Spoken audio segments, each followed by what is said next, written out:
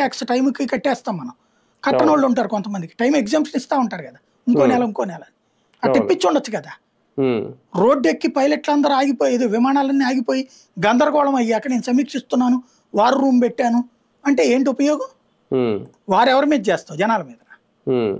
ఖచ్చితంగా మంత్రిత్వ శాఖ ఫెయిల్యూర్ అది. అంటే డీజీసీఏ నిబంధనలు ఉల్లంఘించకుండా వాటిని పాటించేలా నిర్ణయాలు తీసుకోవాల్సింది, అసలు ఆ నిబంధనలకు అనుగుణంగా నడుచుకోవాల్సి చేయాల్సింది వాళ్ళే, మంత్రి గారే చేయాలి. కానీ అది పట్టించుకోకపోవడం ఒక రకంగా, అంటే ఇక్కడ అవగాహన లోపం ఏమైనా కనిపిస్తుంది?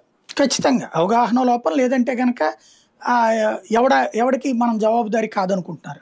కాకపోతే మన తెలుగు పత్రికల్లో మాత్రం రామ్మోహన్ నాయుడు గారు అద్భుతమైన కృషి చేశారు, ఫెయిల్యూర్ అంతా మోడీదని రాస్తున్నారు అనమాట. అంతే, మళ్ళీ ఫెయిల్యూర్ వరకు అది మోడీకి నెట్టిన.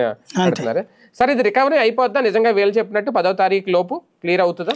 15 దాకా పడుతుంది. ఇప్పుడు ఇవాళ 8కి వచ్చేసాం, ఇవాళ కూడా 650 ఫ్లైట్లు క్యాన్సిల్ అయినాయి. అవును. ఇప్పుడు నేను వాస్తవంగా కాశీ వెళ్ళాలి అస్థికలు కలపడానికి, మా అత్తగారి ఫ్లైట్ అక్కడ లేదు, ఉన్నది ఇండిగో చూపెడుతుంది. నొక్కిన తర్వాత మళ్ళీ రిటర్న్ ఏంటో తెలియట్లా. అదే కదా, అదే అట్టించి ఇటు చూసుకుంటే దాదాపు 40,000 50,000 చూపెడుతుంది. అబ్బా, అంత పెట్టుకుని ఆడెళ్తానులేని ఆగా అనమాట. అంటే సంస్థకు కూడా ఒక రకంగా నష్టం కాదా సార్? ఇప్పటి వరకు 610 కోట్లు ఎంతో రిఫండ్ చేస్తున్నారట. వాళ్ళు ఇట్లాగ పెట్టుకుంటే నష్టంతో కంపేర్ చేసుకుని ఉంటారు, వీళ్ళందరినీ సిబ్బందిని పెడితే అయ్యే నష్టంతో పోల్చుకుంటే తక్కువ అనుకుని ఉంటారు. అవును, అందుకోసం రకంగా